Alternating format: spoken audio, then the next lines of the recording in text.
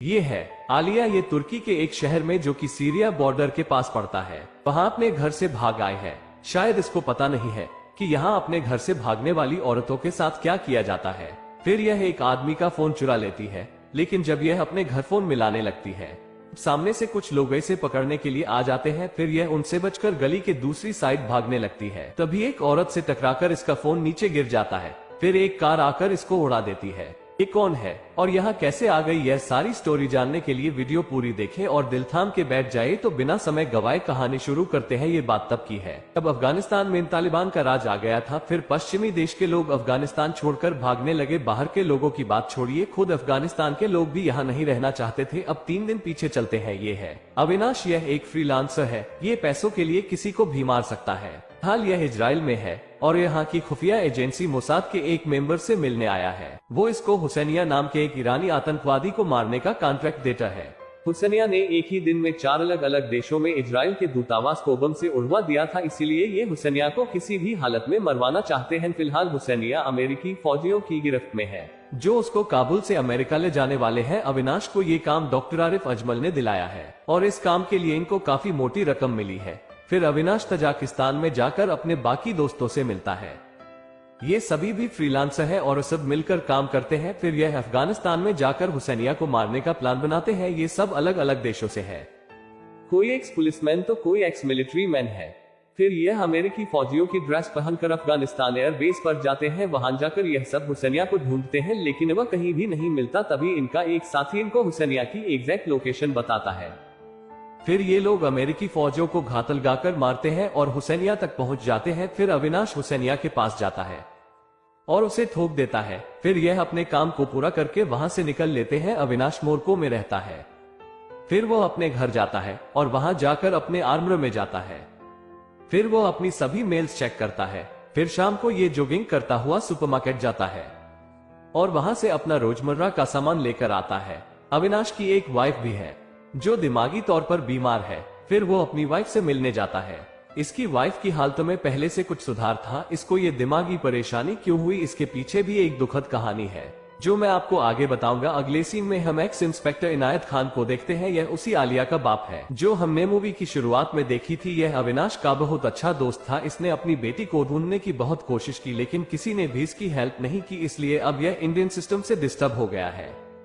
फिर यह जबरदस्ती अपनी कार में बैठकर अमेरिकन कंसूर में घुसने की कोशिश करता है, लेकिन पुलिस वाले इसे रोक लेते हैं। इसका इरादा किसी को मारना नहीं था, बल्कि यह तो यहाँ खुद मरने आया था। जब यह अपनी गन निकालता है तो सभी पुलिस वाले इसको शूट कर देते हैं। फिर वहां बम स्क्वायर टीम को बुलाया जाता है इस शक के आधार पर कि कहीं इसकी कार में बम ना हो, लेकिन इसकी कार में ना तो बम था और ना ही इसकी गन में बुलेट। इस घटना के बाद डॉक्टर आरिफ अविनाश को फोन करके बताते हैं कि जल्दी से CNN देखो। उसमें दिखाया जा रहा था कि इनायत खान ने कई लोगों को मारने की कोशिश की। अब ये सच में टेररिस्ट अटैक था या फिर सुसाइड, कुछ कहा नहीं जा सकता। कई साल पहले अविनाश और इनायत खान बहुत अच्छे दोस्त हुआ करते थे। इन दोनों की जोड़ी धर्मवीर की जोड़ी थी। अक्सर इन दोनों की फैमिली डिनर पर भी इकट्ठा जाया करती थी। एक रात इनायत खान अविनाश को कहता है, पता नहीं कौन सी गोली पर हमारा नाम लिखा हो, वादा कर अगर मुझे कुछ हो गया तो मेरी वाइफ बीना और मेरी बेटी आलिया का ख्याल रखेगा। अविनाश उससे प्रॉमिस करता है। जैसे ही अविनाश को इस घटना का पता चलता है, वो प्लेन पकड़कर सीधा मुंबई आ जाता है।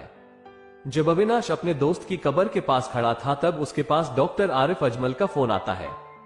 वो बताता है कि मुझे खुद नहीं पता चला, वरना मैं इसकी हेल्प जरूर करता। फिर वह सबीना भाभी से मिलने जाता है। वो बताती है कि 1 महीना पहले ही आलिया सिंगापुर से ग्रेजुएट कर आई थी। वहाँ वो मोहसिन नाम के एक लड़के से मिली थी। मलेशिया में उनकी रिक्रूटमेंट एजेंसी है और मुंबई में भी एक ब्रांच है। वे दोनों एक दूसरे से प्यार करते थे। उसकी फैमिली भी काफी अच्छी थी। इनायत ने थोड़ी बहुत पूछताछ भी की। सबने यह बताया कि फैमिली बहुत अच्छी है, सब ठीक ठाक लग रहा था। फिर हमने पिछले महीने 22 तारीख को उनका निकाह करवा दिया। फिर 1-2 दिन बाद हम उनको रुखसत करने के लिए एयरपोर्ट गए। बस वहीं हमने आलिया को आखिरी दफा देखा। दूसरे ही दिन इनायत को आलिया का फोन आया। वो बोली कि हम सब लोग वेकेशन मनाने के लिए इस्तांबुल आ गए हैं। वहां जाकर वो बहुत खुश थी। वो हमसे हर रोज बात किया करती थी, लेकिन एक दिन अचानक से उन सबके फोन बंद आने लगे। फिर इनायत ने मलेशिया और इस्तांबुल एजेंसियों के साथ बात की। 3 दिन बाद वो मुंबई आ गए। वहां जाकर वो बहुत खुश थी। वो हमसे हर रोज बात किया करती थी, लेकिन एक दिन अचानक से उन सबके फोन बंद आने लगे। फिर इनायत ने मलेशिया और इस्तांबुल एजेंसियों के साथ बात की। लेकिन वहां उनका कोई भी रिकॉर्ड नहीं था। इनायत को अंदाजा हो गया था कि क्या हुआ होगा। जब उसने अपने साथी पुलिस वालों से बात की तो उन्होंने भी उसकी कोई हेल्प नहीं की। जब वह मंत्री से मिलने गया तो मंत्री भी उसे इग्नोर मार कर चला गया। इनायत खुद को लाचार महसूस कर रहा था। परसों जब वह अपने घर से जल्दी निकले तो मैंने करीब 11 बजे उनके साथ फोन पर बात की। बस उसके ही कुछ देर बाद ये सब हो गया। इनायत को यकीन था सिर्फ तुम ही आलिया को वापस ला सकते हो, लेकिन तुम्हारा कॉन्टैक्ट नंबर नहीं था, अविनाश कहता है। अगर इनायत के पास मेरा मोबाइल नंबर होता तो पहले ही कोई ना कोई उसे मार चुका होता। फिर वो मोहसिन के मुंबई वाले घर का एड्रेस पूछकर वहां जाता है। वो घर लॉक था। फिर उनके सामने वाले फ्लैट में रहने वाली लेडी बताती है, पहले जब भी वे आया करते थे बहुत मिलते जुलते थे, लेकिन अब की बार जब वे आए तो अलग ही बिहेव कर रहे थे। वे हर समय फरद खाला के साथ रहते थे। वो उनकी दूर की रिश्तेदार है और सबके रिश्ते में कहीं ना कहीं से निकल ही आती है फरद खाला। फिर अविनाश उसके घर का एड्रेस पूछकर वहां पहुंच जाता है। फरद खाला पूछती है, क्या आप पुलिस वाले हैं? अविनाश कहता है, नहीं, फैमिली से हूँ, उन सबके फोन बंद आ रहे हैं इसलिए चिंता हो रही थी। क्या बात करती थी आप उनसे? सुना है कि वे सारी बातें आपकी ही मानते थे। इस पर फरद खाला कहती है, यह तुम्हारी समझ में नहीं आएगा। अविनाश कहता है, आप बताइए तो सही, मैं पढ़ा लिखा हूँ, समझ जाऊंगा। फरद खाला कहती है, मैं तो सही राह पर आने की दावत देती हूँ। मैं उनसे पहली बार मलेशिया में मिली थी, वहाँ मैं धर्म प्रचार कर रही थी। फिर खालिद भाई की बीवी सर ने मुझे पहचान लिया। उनका पहरावा देखकर मुझे पता चल रहा था वे अपने दीन से कितना दूर हो गए थे। फिर मैंने उनको फिर से दीन के रास्ते पर चलने के लिए समझाया। मैंने उन्हें समझाया कि पर्दा करना सीखिए। अपने शौहर और भाइयों को भी शरीयत और हदीस की हिदायत सिखाए। वे लोग काफी समझदार थे, वे जल्दी ही मेरी बात मान गए। मैं अक्सर मलेशिया, इंडोनेशिया, कुवैत, कतर जाती रहती हूँ। फिर अविनाश पूछता है, आप कौन सा पाठ पढ़ाती है? लोगों को खाला गुस्सा हो जाती है और कहती है, वे कोई दूध पीते बच्चे नहीं हैं जो मैंने उन्हें बरगला दिया। जहां गए हैं अपनी मर्जी से गए हैं। फिर अविनाश सीधा डॉक्टर आरिफ अजमल के घर जाता है। वो बताता है कि इन लोगों ने आलिया को कुछ नहीं बताया होगा, वो अनजाने में इनके प्लान का हिस्सा बन गई। अविनाश कहता है, मुझे इन सब से कोई प्रॉब्लम नहीं है, मैं तो बस आलिया को वापस लाना चाहता हूँ। डॉक्टर आरिफ बताते हैं कि जब वे यहाँ से निकले तो वे मलेशिया जाने के लिए ही निकले थे, लेकिन प्लान मैनचेंज एयरपोर्ट पर जाकर आया होगा। एयरपोर्ट पर मोहसिन आलिया को बताता है कि खालिद भाई साहब ने हमें सरप्राइज दिया है, हम हनीमून के लिए इस्तांबुल जा रहे हैं। डॉक्टर आरिफ बताता है कि पिछले 6 महीनों से आइस फिर से हरकत में आ गई है और इस्तांबुल सीरिया जाने का सबसे बढ़िया पिक स्टॉप है। वहां से सीरिया जाने के लिए नए रास्ते खुले हैं, इसीलिए उन्होंने इस्तांबुल चुना होगा। इस्तांबुल जाकर मोहसिन ने क्रेडिट कार्ड यूज करना बंद कर दिया होगा, क्योंकि उन्हें ऐसा करने की इंस्ट्रक्शन मिली होगी। वहां पहुंचकर उन्होंने फोन और क्रेडिट कार्ड दोनों ही यूज करने बंद कर दिए होंगे और आगे उनके साथ जो भी हुआ होगा बुरा ही हुआ होगा। अगले सीन में हम देखते हैं कि मोहसिन आलिया को कहता है, हम जहाँ जा रहे हैं वहां पर जाना अलाउड नहीं है और ना ही फोन अलाउड है। लेकिन एक फोन आलिया के पास अब भी रह गया था जिसमें इंटरनेशनल पर बैग डला हुआ था। फिर वे अपनी प्रॉपर ड्रेस पहनकर रेगिस्तान में जाकर एक टैक्सी का इंतजार करते हैं। फिर उन सबको लेने के लिए वहां एक वैन आती है। आलिया को अब भी नहीं पता था ये लोग उसे कहां लेकर जा रहे हैं। रास्ते में उनके पासपोर्ट चेक किए जाते हैं। आलिया मोहसिन से पूछती है, यहाँ इतनी चेकिंग क्यों हो रही है? पहले तो कहीं नहीं हुई, मोहसिन कहता है, ये जगह सीरिया बॉर्डर के पास है इसलिए हो रही है, हमारा होटल बसाने ही वाला है। ड्राइवर मकसूद भाई के पास फोन करता है और कहता है कि कुरियर आ रहा है और फिर मकसूद खलीफा को जाकर बताता है कि और नई भर्तियां हो रही हैं। खलीफा उसे कहता है कि इंशाल्लाह तुम अच्छा काम कर रहे हो, इसी तरह लगन से काम करते रहोगे तो एक दिन हमारी ही जीत होगी। फिर वे मर्दन बॉर्डर पहुंच जाते हैं। वहां होटल में नालिया अपने शौहर को कहती है, यहाँ नेटवर्क भी नहीं है, ये हम कहाँ आ गए हैं। अब मोहसिन के भी तेवर बदल चुके थे। वह कहता है कि हमने आइस ज्वाइन कर ली, हम सीरिया जा रहे हैं। ये बात सुनकर आलिया के पैरों तले जमीन निकल जाती। प्रशंसक है। सेकंड एपिसोड में हम देखते हैं मोहसिन आलिया को बताता है कि हम सीरिया जा रहे हैं, वहां हमारे लोगों को हमारी जरूरत है, आराम कर लो, हमें बहुत लंबा सफर तय करना है। फिर मोहसिन वहां से चला जाता है। जब सुबह होती है तो आलिया जाकर देखती है उसके घर वाले एक रूम में बैठकर बातें कर रहे थे। अब उसके पास भागने का मौका था। फिर वह फर्स्ट फ्लोर से कूदकर नीचे जाती है और इस घर से बाहर जाने लगती है। ये घर नहीं, एक भूलभुलिया था। आलिया नंगे पांव ही घर से भाग आई थी। जब मोहसिन अपने रूम में जाता है देखता है कि वहां आलिया नहीं है। फिर वह खुली हुई विंडो देखकर समझ जाता है कि आलिया वहां से तीतर हो गई है। फिर आलिया उन पतली गलियों में से जाते हुए एक आदमी का फोन उठा लेती है और अपने पापा का नंबर डायल करने लगती है, लेकिन तभी सामने से मोहसिन आ जाता है। आलिया वहां से भाग जाती है और उसकी कार में से कुछ लोग निकलकर आलिया का पीछा करने लगते हैं। एक औरत से टकराकर आलिया का फोन वहीं गिर जाता है। अभी उस गली से बाहर जाते समय मोहसिन अपनी कार से उसे टक्कर मार देता है। आलिया बेहोश हो जाती है और मोहसिन उसे पकड़ लेता है। 7 साल पहले एक हवालदार नोटिस करता है एक होटल रूम में एक लड़की बंद है और वो मदद के लिए पुकार रही है। फिर हवालदार इंस्पेक्टर अविनाश को फोन करके बुलाता है। होटल का मैनेजर बताता है कि यह होटल जयंत जोगी का है। वो होम मिनिस्टर डी के पाटिल का साला है। उन्होंने ही दरवाजा ना खोलने को कहा है। लड़की का थोड़ा बकाया बाकी है। इनायत खान कहता है दरवाजा नहीं खोलेगा तो तू भी सीधा जेल जाएगा। मैनेजर डर के मारे दरवाजा खोल देता है। फिर जयंत जोगी खुद पुलिस स्टेशन जाता है और इनायत खान को कहता है कि अभी मुझे वो लड़की वापस चाहिए। इनायत खान कहता है उस लड़की ने तुम्हारे खिलाफ कंप्लेंट लिखवाई है। लेकिन जयंत जोगी अनाप शनाप बोलने लग जाता है। उसकी बातें सुनकर अविनाश को गुस्सा आ जाता है और वो एक गर्मागर्म झापड़ जयंत जोगी के कान पर पेल देता है। फिर कमिश्नर उनको जबरदस्ती जयंत जोगी से माफी मांगने के लिए भेजता है। होम मिनिस्टर उन लोगों को नीचे बैठने के लिए कहता है। फिर वे दोनों नीचे बैठ जाते हैं। अविनाश जयंत जोगी से माफी मांगता है। होम मिनिस्टर कहता है कल असेंबली में आकर सबके सामने माफी मांगना। अविनाश कहता है सर माफी भी नहीं मांगूंगा तो भी आप निकाल देंगे। असेंबली में आकर माफी मांगूंगा तो भी नौकरी जाएगी गंजा। होम मिनिस्टर उसे फिर से असेंबली में आकर माफी मांगने के लिए कहता है। फिर इनायत खान दरवाजा बंद कर देता है और अविनाश जयंत जोगी को एक और झापड़ देता है और एक झापड़ होम मिनिस्टर को भी देता है। बस इसी तरह इन दोनों की नौकरी चली गई थी। अब स्टोरी प्रेजेंट डे में आती है।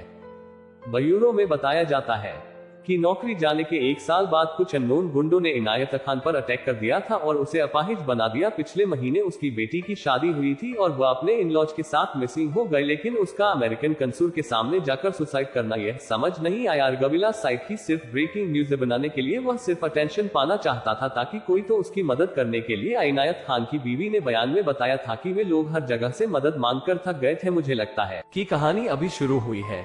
दूसरी तरफ वे सभी वैन में बैठकर दायर अजजावर पहुंच जाते हैं जो कि इराक सीरिया के बॉर्डर पर है। उस इलाके में इन लोगों की खुद की आर्मी थी। इनके पास जंग के सभी साधन थे। फिर इस शहर के चौक में जाकर गाड़ी रुक जाती है।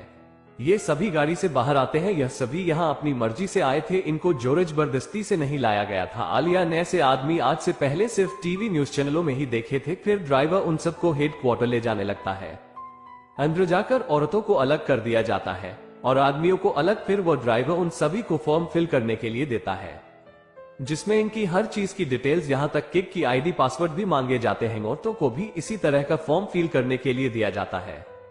इनसे हर वो चीज जो इनसे जुड़ी है, जैसे इनके रिश्तेदार और वह कहाँ रहते हैं और उनके नाम, सब कुछ इस फॉर्म के अंदर फिल करने के लिए कहा जाता है। फिर इनको बताया जाता है कि आपके फोन ही जमा करवा दिए हैं। आपके पुराने नंबर तोड़कर फेंक दिए जाएंगे। जब नए नंबर इश्यू होंगे तो आपके फोन वापस मिल जाएंगे और जितनी जल्दी हो सके अरेबिक सीख लो। फिर वे अपने साथ लाए हुए पैसे और जेवर यहाँ जमा करवा देते हैं ताकि इनकी फंडिंग में हेल्प हो सके। फिर उनमें से एक आलिया खान की संगीतता है कि इन सभी लोगों ने अपनी गतिविधियां फिर से शुरू कर दी है। हालांकि इनकी मार्ग ज्यादा दूर तक तो नहीं है, लेकिन है तो सही से इग्नोर नहीं कर सकते। अब इनके पास विदेशों से भी फंडिंग होने लगी है। भारत, पाकिस्तान, बांग्लादेश, श्रीलंका, नेपाल और अभी कई देशों से गुमराह हुए जवान लड़के इनके पास जाने लगे हैं और वह भी सिर्फ बेरोजगारी के चलते। वहां के मुट्ठी भर लोग इस पूरे सिस्टम को चलाते हैं। वे सुन्नी है, अपने ही लोगों का लिहाज नहीं करते। छोटी सी गलती की भी बड़े ही ब्रूटल तरीके से सजा दी जाती है। अब उनके पास फीमेल आर्मी भी है। वह हमेशा अपने पास एक हथियार रखती है। अगर कोई औरत उन्हें बिना हिजाब के दिखे तो वे उस हथियार से उसकी खाल खींच लेती हैं। जब भी किसी औरत को सजा देनी हो तो हर घर से औरतों को चौक पर बुला लिया जाता है और सबके सामने उस औरत को सजा दी जाती है ताकि उसका हश्र देखकर कोई भी औरत उसी तरह का गुनाह करने की हिम्मत ना करे। फिर जो भी फैमिली वहां जाती है, मकसूद उन सबको जाकर मिलता है और उनका स्वागत करता है। अब जिस तरह से वे अपने नए लड़कों को ट्रेनिंग देते हैं, ये तरीका देखकर और लोग भी इनकी तरफ अट्रैक्ट होते हैं क्योंकि आजकल तो सभी को स्टारडम चाहिए। दूसरी तरफ मकसूद मोहसिन को उसका ऑफिस दिखाता है। मोहसिन कहता है मैं यहाँ लड़ने आया हूँ, ऑफिस में काम करने के लिए नहीं। फिर मकसूद कहता है क्या सिर्फ लड़कर ही जंग जीती जाती है? क्या इसमें अक्ल, पैसा और स्ट्रेटजी की कोई जरूरत नहीं होती? यह समझ लो कि आज से तुम हमारी रीढ़ की हड्डी का हिस्सा बनने जा रहे हो। मोहसिन का एक भाई पायलट था, उसका नाम समीर था। उसे उसके काम के अनुसार डिपार्टमेंट में भेज दिया जाता है। डॉक्टर अविनाश को कहता है कि अगर तुम इनायत की बेटी को वहां से निकालना चाहते हो तो 2 बातें हमेशा याद रखना। एक तो ये कि यह नामुमकिन है दूसरी यह कि तुम ऑलरेडी लेट हो। दूसरी तरफ रविंद्र सेतु इनायत खान की पत्नी से मिलने जाता है। वह पूछता है, तुम्हारे हस्बैंड ने खुद की जान देकर किसको संदेशा भेजा है? क्या आप मुझे बता सकती हैं ये क्या माजरा है? वो कहती है, मेरे पति ने सुसाइड कर ली, मेरी बेटी मिसिंग है, बस यही है जो है। फिर वहां से निकलकर वो अपने आदमी को फोन करता है और कहता है कि मुझे इनायत खान की पूरी कुंडली निकाल कर दे, कौन उसका दोस्त था, कहां कहां वह फोन करता था। इन्फ्यूम की बोतल तोड़ देता है और कहता है कि इस्लाम में ये हराम है। फिर वो आलिया को एक झापड़ देता है और बत्ती बुझाकर सो जाता है।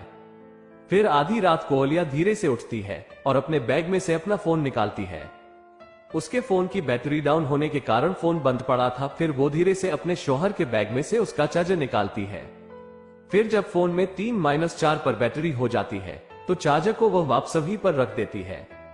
फिर वो बाथरूम में जाती है और उसके बाद वो अपने पापा के फोन पर मैसेज करती है कि मैं सीरिया में हूं, मुझे जल्दी से यहां से निकाल लो, गलती से मेरा यह इंडियन वाला फोन मेरे पास रह गया है, लेकिन पता नहीं इसमें कितना बैलेंस है और यह कब तक चलेगा। तभी फोन स्विच ऑफ हो जाता है। जब ये मैसेज उसकी माँ पति है तो वो आलिया को फोन करने की कोशिश करती है, लेकिन फोन स्विच ऑफ था। फिर वो ये बात अविनाश को बताती है। दूसरी तरफ आलिया चुपके से वापस रूम से बाहर जाती है और उस फोन को स्टे फ्री के पैकेट में रख देती है। उसे पता था यहाँ कोई चेक नहीं करेगा। अगले सीन में हम फरद खाला को देखते हैं। वो अपने लैपटॉप में VPN लगाकर सीरिया बात करती है और बताती है कि फजल फैमिली में कोई ज्यादा ही इंटरेस्ट दिखा रहा है। फिर वो अविनाश की फोटो और उससे जुड़ी म्यूजिक टिक भी भेज देती है। जब अविनाश सबीना भाभी के पास जाता है तो कहता है कि अच्छा उसने फोन बंद कर दिया था, वरना वो फंस सकती थी। फिर वो कहता है, भाभी अब की बार आलिया से बात हो तो उसे कहना कभी भी कॉल ना करे, क्योंकि अनरजिस्टर्ड मोबाइल नंबर से वो कॉल करेगी तो उनका सिस्टम 1 मिनट में उसे पकड़ लेगा। दूसरा, कभी भी टेक्स्ट मैसेज से बात करो तो रात 11 बजे के करीब करना, वहाँ वही समय आजान का होता है।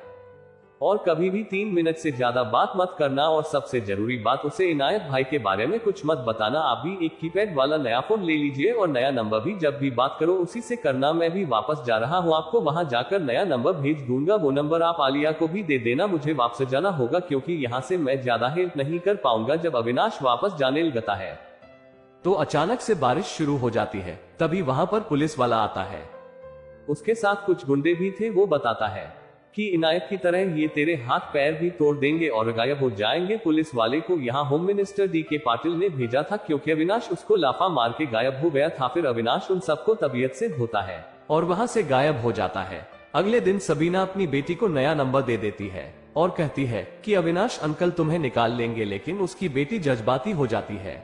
वो अपनी माँ के पीछे ही पड़ जाती है कि मुझे अभी निकालो। वो अपनी माँ से यह समझकर बात कर रही थी कि वो अपने पापा से बात कर रही है।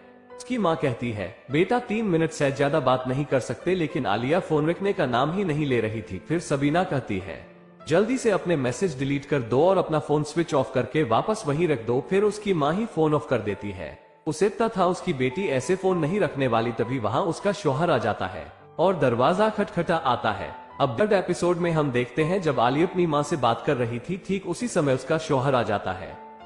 फिर आलिया अपना हाथ और चेहरा गीला करके फोन को टॉवल के अंदर छिपा लेती है और वहां से बाहर आ जाती है। जब मोहसिन बाथरूम की तलाशी लेता है तब आलिया फोन को छुपा देती है। फिर मोहसिन बाहर आकर सो जाता है। अब मैं आपको ये बताता हूँ कि अविनाश की वाइफ पागल कैसे हुई। दरअसल 8 साल पहले उसकी नौकरी जाने के बाद अविनाश इंडिया का मैच देख रहा था और दारू पी रहा था। तभी पानी खत्म होने पर वो अपनी वाइफ से पानी मांगता है। हर पत्नी की तरह उसकी पत्नी भी लेक्चर देने लगती है कि एक तो नौकरी नहीं है, ऊपर से तुम शराब पी रहे हो। अविनाश पूछता है कि मर रहे हो क्या? फिर जब वो बोतल उठाकर ले जाने लगती है तब अविनाश गुस्सा हो जाता है। फिर उसकी वाइफ अपने बेटे को लेकर घर छोड़ने का फैसला करती है। अविनाश को फिर भी परवाह नहीं थी, वह फिर से शराब पीने लगता है और मैच देखने लगता है। उसकी वाइफ गुस्से में नीचे जाती है और अपने बेटे को कार में बिठा देती है। उसके बेटे का टेडी बियर बाहर ही गिर जाता है। जब वह अपने टेडी को उठाने जाता है तो ठीक उसी समय उसकी माँ कार बैक कर देती है और उसका बेटा कार के नीचे आकर खत्म हो जाता है। इस घटना को वह कभी भुला नहीं पाई और तब से ही उसके दिमाग का इलाज चल रहा है। अब कहानी प्रेजेंट में आती है। रविंद्र सेतु को पता चलता है कि यह आदमी रात को सीना से मिलने गया था दबे और उसके आदमियों ने उसको रोकने की भी कोशिश की, लेकिन उसने अकेले ही सभी को पीट डाला। सेतु कहता है एक आदमी दबे के पीछे लगा और एक आदमी इसके। फिर अविनाश अपने लिए एक नया नंबर खरीदता है और फिर यह नंबर सबीना भाभी को भेज देता है। दूसरी तरफ दबे डॉक्टर आरिफ अजमल के पास जाता है और अविनाश के बारे में पूछताछ करता है। डॉक्टर आरिफ कहते हैं वो जहां से आया था वापस चला गया, अब जाकर एयरपोर्ट से पता करो। फिर दबे उसके बारे में डिटेल से बताने को कहता है। डॉक्टर आरिफ कहते हैं कि अगर मैंने उसके बारे में तुम्हें कुछ भी बताया तो वो मेरे साथ साथ तुम्हें भी ठोक डालेगा। दबे कहता है minister DK. Patil directly interested है इस केस में। डॉक्टर आरिफ बताता है कि अविनाश ने मुंबई पुलिस से भागकर एक ऐसी संस्था ज्वाइन की जिसमें सभी या तो एक्स आर्मी मैन है या फिर पुलिस मैन। मतलब समझो कि 25 से 30 टेररिस्ट इलीगली किसी मुल्क में घुस गए और वह पकड़े गए, ना पासपोर्ट ना वीजा। अब उस मुल्क को एम्बेसी या बॉर्डर सिक्योरिटी नहीं जाना, नहीं तो बेवजह ह्यूमन राइट्स फलाना धिमकाना सब कुछ झेलना पड़ता है। ऐसे में एक रंडी एशियन फ्लाइट चुपचाप उस मुल्क के किसी नॉन कमर्शियल एयरफील्ड पर उतरता है और उन टेररिस्ट का सफाया कर देता है। वो भी अनऑफिशियली यह है।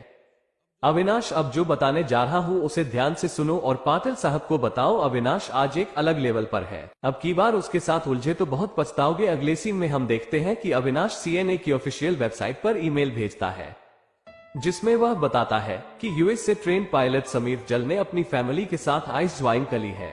फिर वह डॉक्टर आरिफ को बताता है कि इस मेल के कारण सीआईए भी अलर्ट हो जाएगी। तभी उसके पास यूएसए से सीआईए एजेंसी से फोन आता है। Director of intelligence mister Bud Rafael कहते हैं हमें आपकी भेजी हुई मेल के बारे में जानकारी मिली है, क्या ये सही है? अविनाश कहता है जी हाँ। मिस्टर बड कहते हैं कि अगर यह गलत हुई तो हम आपके खिलाफ भी एक्शन ले सकते हैं। फिर अविनाश डॉक्टर आरिफ को बताते हैं कि सीआईए ने अपना इंटरेस्ट दिखा दिया है। अविनाश बताता है कि अमेरिकन कंसुल पर अटैक की जिम्मेदारी आइस ने ली है। कुछ किया तो है नहीं, फ्री की पब्लिसिटी मिल गई। अगले सीन में हम देखते हैं कि मकसूद समीर के पास जाता है। फिर वो उसे अविनाश की फोटो दिखाकर पूछता है क्या तुम इसे जानते हो? समीर मना कर देता है। फिर मकसूद वही फोटो उसके बड़े भाइयों को दिखाता है, वे भी उसे नहीं पहचानते थे। मकसूद कहता है अपने बीवियों से पूछो, शायद उन्हें कुछ पता हो। फिर मकसूद भाई मोहसिन के पास जाता है। वो मोहसिन से पूछता है कि तुम्हारी बीवी के फादर इनायत खान क्या पुलिस में थे? मोहसिन बताता है कि उन्हें पुलिस की जॉब छोड़े बहुत अरसा हो गया था इंडिया में। दबे होम मिनिस्टर डी.के. पाटिल को अविनाश के बारे में जाकर बताता है। वो बताता है कि वो पहले वाला अविनाश नहीं है, अब वह सीआईए, मोसाद, साइडमतकल, एमआई जैसी एजेंसियों के लिए काम करता है। वह घंटों में अपनी बड़ी टीम खड़ी कर सकता है, कत्ल को एक्सीडेंट दिखा सकता है। New method, new technologies, multiple passports, high profile contact, modern chemical attacks, biokills, ये सब उसके काम का हिस्सा है। उसको आप में कोई इंटरेस्ट नहीं है। अगर आप उसमें इंटरेस्ट लेंगे तो वह भी लेगा, फिर कोई भी आपको बचा नहीं पाएगा। ये बात सुनकर डी.के. पाटिल की फट जाती है। रात को जब मोहसिन अपने घर जाता है तो मौका देखकर वह अपने रूम में जाकर आलिया की अलमारी चेक करता है। तभी आलिया वहां आ जाती है। फिर वह दरवाजा बंद करके आलिया से पूछता है क्या तुमने घर पर किसी को फोन किया था? आलिया कहती है ना ही फोन है ना ही लैपटॉप, कैसे फोन करूंगी? फिर मोहसिन बताता है कि तुम्हारे अब्बू नेक राह पर निकल गए, उन्होंने अमेरिकन कंसुल के सामने अटैक करने की कोशिश की और मारे गए, लेकिन तुम्हें जरा भी अफसोस नहीं करना चाहिए, वह शहीद हो गए हैं। फिर वह अविनाश के बारे में पूछता है। वो कहती है कि यह अविनाश अंकल है, 8 साल पहले ही इंडिया छोड़कर चले गए थे। फिर मोहसिन वहां से चला जाता है। फिर रात को आलिया जब बाथरूम में जाती है तो वो मैसेज करके पूछती है कि पापा, मोहसिन मजाक कर रहा था ना, आप ठीक तो हो ना? उसकी मां बता देती है तुम्हारे पापा नहीं रहे उस रात। वो बहुत रोती है। उसकी माँ उसे अविनाश अंकल का नंबर भेज देती है और कहती है कि तुम कांटेक्ट मत करना, वही कांटेक्ट करेंगे, हिम्मत मत हारना, वही तुम्हें इस सिनक से बाहर निकालेंगे। अगले दिन मोहसिन मकसूद भाई के पास जाकर उन्हें सारी बात बता देता है। फिर वह मकसूद भाई को कहता है कि मेरे पास एक प्लान है, आपको सुनना चाहिए। ठीक उसी समय जो औरतें वहां नई नई आई थी उनको रिलीजियस इंस्ट्रक्शन देने के लिए बुलाया जाता है। फिर वहां से जाते समय आलिया मार्केट की वीडियो बनाने की कोशिश करती है। इस बात का वह किसी को भी पता नहीं लगने देती। दूसरी तरफ मोहसिन रक्का शहर में जाकर एक भीड़भाड़ वाले इलाके में अटैक करने का प्लान बताता है और इस प्लान को वह खुद अपनी बीवी के साथ जाकर पूरा करने की बात करता है। उसका भाई कहता है सुसाइड बॉम्ब। मकसूद कहता है घटिया बात मत करो, ये सीधा मला है, इस्लाम में खुद खुशी गुनाह है। फिर मोहसिन का बड़ा भाई खालिद कहता है कि इस काम को अंजाम मैं और मेरी बीवी देंगे। मोहसिन कहता है कान मेरा है। तो हम जाएंगे दूसरी तरफ। जो लेडी आलिया के साथ जा रही थी वह पंजाबी फैमिली से थी। वह बताती है कि मेरी शादी इंग्लैंड में हुई थी और मेरे हस्बैंड मुझे यहाँ ले आए, पर कोई ना धीरे धीरे आदत पड़ जाएगी। फिर वे थोड़ा हंसने लगती है। तभी पास में खड़ी लेडी अपने हथियार से उसको चुप करा देती है और ये बेहुदा हरकतें करने के लिए मना करती है, यानी हंसने के लिए। फिर इन दोनों को अपने जिंदा होने पर भी गुस्सा आने लगता है, क्योंकि यह जन्नत में से निकलकर नर्क में आ गई थी। अगले सीन में हम मिस्टर बड रफेल को देखते हैं। उसके पास उसकी कलीग राधा बक्सी आती है, बताती है कि मैंने पता लगाया है, फजल फैमिली करीब 6 हफ्ते पहले सीरिया आ गई थी। समीर भी उनमें से एक ही है, जिसने यूएस से पायलट की डिग्री हासिल की थी। मिस्टर बड कहते हैं कि इसका मतलब अविनाश सच कह रहा था। फिर राधा बख्शी अविनाश को कांटेक्ट करती है और उससे कल सुबह 11 बजे बताए हुए एड्रेस पर आने को कहती है। उसके बाद अविनाश सबीना भाभी के पास फोन करता है। वह कहती है कि वो लोग तुम्हारे बारे में सारी बातें जानते हैं। वे लोग आलिया को तुम्हारी फोटो दिखाकर पूछ रहे थे क्या वह तुम्हें जानती है। आलिया ने पहचान कर बात टाल दी, उसे अपने पापा के बारे में भी पता चल गया है। फिर अविनाश कहता है कि अगर आलिया ने कुछ भेजा है तो मेरे पास भेजिए, उससे बात करते रहिए वरना वो डिमोटिवेट हो जाएगी। रात को फजल फैमिली में तीनों भाइयों में यही डिस्कस हो रहा था कि कुर्बानी देने कौन जाएगा। फिर आलिया के आते ही सब चुप कर जाते हैं। फिर आलिया पूछती है यह कहाँ जाने की बात कर रहे थे। फिर उसकी भाभी कहती है कि मैं और खालिद भाई रक्का जा रहे हैं। फिर आलिया अपनी मम्मी को बताती है कि पूरी फैमिली मुझसे दूर दूर रहती है, वे मुझसे हर बात छुपाते हैं। उसकी माँ कहती है कि अच्छा ही है, उनसे तो पहले ही दूर रहना चाहिए था। अगले दिन सुबह अविनाश मिस्टर बड और राधा बखी से जाकर मिलता है। फिर वो उन्हें फजल फैमिली के बारे में डिटेल्स देता है। उसमें हर चीज डिटेल से लिखी हुई थी। वे अविनाश से पूछते हैं कि तुम क्या करते हो। वह बताता है मैं फ्रीलांसर हूँ। मिस्टर बड पूछता है तुम हमसे क्या चाहते हो। अविनाश कहता है आपने जो इस फाइल में तस्वीरें देखी है वे उस फैमिली की सबसे छोटी बहू ने खींची है।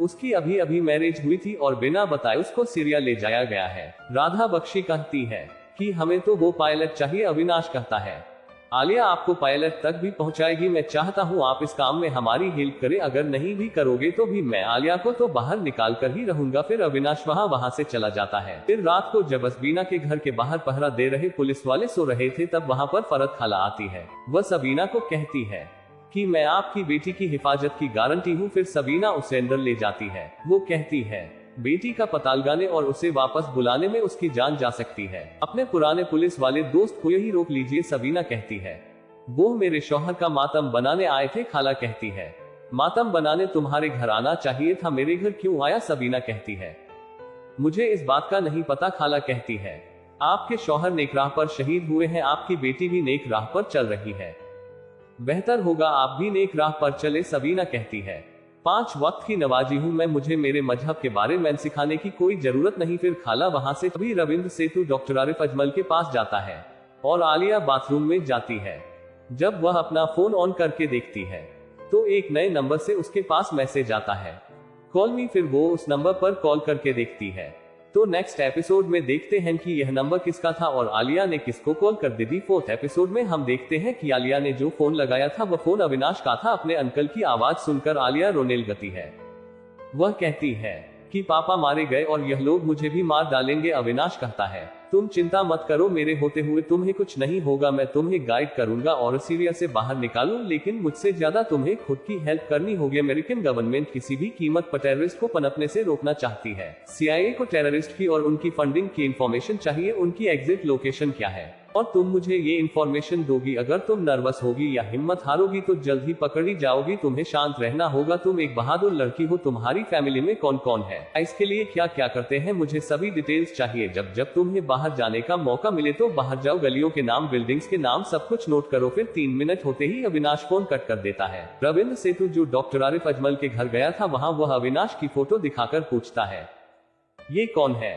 डॉक्टर आरिफ कहते हैं अविनाश कामत। सेतु कहता है ये तो मुझे भी पता है, लेकिन इसके बारे में कोई भी डिटेल्स नहीं मिली, ऐसा लगता है इसने अपने सभी अकाउंट्स इरेज कर दिए हैं। क्या यह घोष है और यह घोष आपसे मिलने क्यों आया था, कौन है यह अविनाश। डॉक्टर आरिफ कहते हैं कि अगर पूछताछ करना चाहते हो तो वारंट लाने का कष्ट करना होगा। सेतु कहता है मैं फिर आऊंगा। फिर अगले दिन अविनाश डॉक्टर आरिफ को बताता है कि मेरी CIA के साथ मीटिंग सही रही, अगर CIA ने हमारी हेल्प नहीं की तो मैं चाहे कुछ भी करूं वो मेरे खिलाफ ऑब्जेक्शन नहीं लेंगे। फिर अविनाश सीना भाभी की सिक्योरिटी बढ़ाने के लिए कहता है। डॉक्टर आरिफ बताता है कि IBS रघुवेंद्र सेतु भी तुम में इंटरेस्ट ले रहा है। फिर अविनाश कैप्टन ब्राड के पास फोन करता है और उससे मिलने के लिए कहता है। रात को आलिया मैसेज करके बताती है कि मोहसिन अकाउंट्स डिपार्टमेंट हैंडल कर रहा है। खालिद भाई वाजिद और समीर को आर्म्स की ट्रेनिंग दी जा रही है। मोहसिन और मैरका जाने वाले हैं खालिद भाई और असर के साथ, लेकिन यह नहीं पता क्यों जा रहे हैं। फिर अविनाश कैप्टन ब्राड से मिलने के लिए मुड़ को जाता है। अविनाश पूछता है कि आइस की ऑयल इकोनॉमी में तुम्हारा क्या रोल है। कैप्टन बताता है कि उन्हें ऑयल एक्सपोर्ट करने की कोई जरूरत ही नहीं है, उनका सारा तेल अंदर ही खप जाता है। दबा के माल कमा रहे हैं। वैसे तो एक्सपोर्ट बैन है, लेकिन हम लोग भी कोई ना कोई जुगाड़ लगाकर सस्ता तेल खरीद ही लेते हैं। फिर अविनाश इस एरिया में जाने और वहां से वापस आने का सारा रूट पूछता है। उसके बाद वह अपने एक दोस्त को फोन करता है और कहता है कि मुझे 21 साल की एक लड़की का डुप्लीकेट पासपोर्ट बनवाना है। उसका दोस्त कहता है कि जितनी जल्दी पेमेंट और डिटेल्स ट्रांसफर करोगे उतनी ही जल्दी और आसानी से यह काम हो जाएगा। फिर वो आलिया को ट्रोजन भेजता है और उसको किसी भी तरह मोहसिन के कंप्यूटर पर डाउनलोड करने के लिए कहता है। अगले दिन जब आलिया अपने परिवार की औरतों के साथ मार्केट जाती है तो वहां से वे एक दुकान पर जाकर कंप्यूटर का इस्तेमाल करती है। फिर वो कंप्यूटर के साथ अपना फोन अटैच करके अपने शौहर मोहसिन की आईडी पर ट्रोजन भेज देती है। दूसरी तरफ राघवेंद्र सेतु अपने सीनियर के पास जाकर वारंट की डिमांड करता है। उसका सीनियर बताता है कि एक बार डॉक्टर आरिफ को पूछताछ के लिए पुलिस स्टेशन ले जाया गया था, लेकिन पुलिस स्टेशन पहुंचने से पहले ही इंचार्ज का ट्रांसफर हो गया। सेतु कहता है डॉक्टर बहुत कुछ जानते हैं। सीनियर कहता है तो प्यार से बात करो। तभी अविनाश अपने एक और दोस्त के पास जाता है। अविनाश कहता है कि मुझे सीरिया इराक बॉर्डर पर जाना है, किसी भी चीज का इम्पोर्ट एक्सपोर्ट चल रहा है क्या। पटेल बताता है कि dry fruit, metal, spices, scrap, cigarette, house hold items, कई चीजों का इम्पोर्ट एक्सपोर्ट चलता है। के साथ साथ वहाँ रिफ्यूजी स्मगलिंग भी चलती है, आप वहाँ भी जा सकते हो। अविनाश कहता है कि मुझे इन एंड आउट नहीं करना, निकलवाना है किसी को। फिर पटेल उसे समझाता है कि जान है तो जहान है, दूर रहो इस लफड़े से। अविनाश कहता है मेरे जिगरी यार इनायत खान की बेटी है। बहला फुसलाकर उसे वहां ले गए हैं। पटेल कहता है अब मैं डायरेक्ट डील नहीं कराऊंगा, मैं तुम्हें कॉन्ट्रैक्ट दे दूंगा, अब जो करोगे तुम खुद करोगे। फिर मोरक्को के एक स्लीपर सेल को अविनाश की तस्वीर भेज दी जाती है। उधर रात को जब मोहसिन अपनी आईडी खोलता है तो देखता है उसकी आईडी पर आलिया ने एक GIF फाइल भेजी हुई है। फिर वो उसे डाउनलोड कर लेता है। उसके ये फाइल डाउनलोड करते ही उसका सिस्टम हैक हो जाता है और उसके कंप्यूटर का सारा डाटा अविनाश के कंप्यूटर में आ जाता है। दूसरी तरफ मिस्टर बट और राधा बख्शी अपने सीनियर्स को सारा मैटर बताते हैं ताकि वह इस पर विचार कर सके। अब फजल फैमिली को उनके मोबाइल फोन वापस दे दिए जाते हैं। आलिया ये बात अविनाश को बताती है। अविनाश कहता है तुम सिर्फ पुराना फोन यूज करना, मुझे नाम के साथ साथ सबके नंबर्स भी टैक्स करो, ये हमारे लिए यूजफुल होगा। तभी अविनाश के पास राधा बख्शी का फोन आता है तो उसे मिलने के लिए बुलाती है। अविनाश उनको फजल फैमिली के सभी ने मोबाइल नंबर और नाम देता है। मिस्टर बर्ट कहता है कि अगर हमारे पास उस लड़की की एग्जैक्ट लोकेशन हो तो शायद हम उसे रेस्क्यू कर सकते हैं, लेकिन पहले वे पायलट की डिटेल्स और लोकेशन मांगते हैं। अविनाश कहता है मैं यहाँ कोई सौदा करने नहीं आया। फिर वे अविनाश को एक पेन ड्राइव देते हैं और उसके अंदर GIF फाइल थी। मिस्टर बर्ट कहता है कि यह फाइल तुम उस लड़की को भेज देना और उसको कहना कि अपने शौहर के कंप्यूटर में ओपन कर दे, फिर उसके कंप्यूटर की सारी डिटेल्स हमारे पास आ जाएगी। लेकिन उनको यह नहीं पता था कि अविनाश ये पहले ही कर चुका है। फिर अविनाश एक नया फोन खरीदता है और वह GIF फाइल उस फोन के जरिए एक नए नंबर पर फॉरवर्ड कर देता है।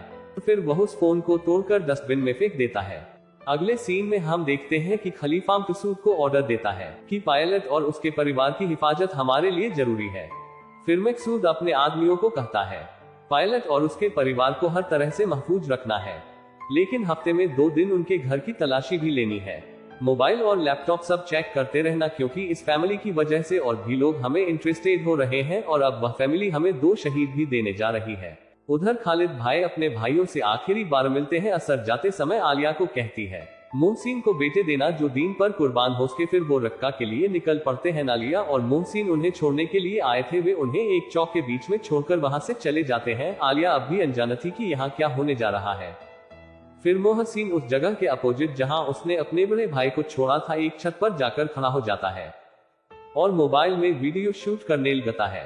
खालिद भाई और असर एक भीड़ भाड़ वाले बाजार के अंदर चले जाते हैं और ट्रिगर दबा देते हैं। उस मार्केट में विस्फोट हो जाता है और यह सब मोहसिन दूर खड़ा रिकॉर्ड कर रहा था। ये सब देखकर आलिया की रूह कांप जाती है। अब देखते हैं नेक्स्ट एपिसोड में क्या होता है।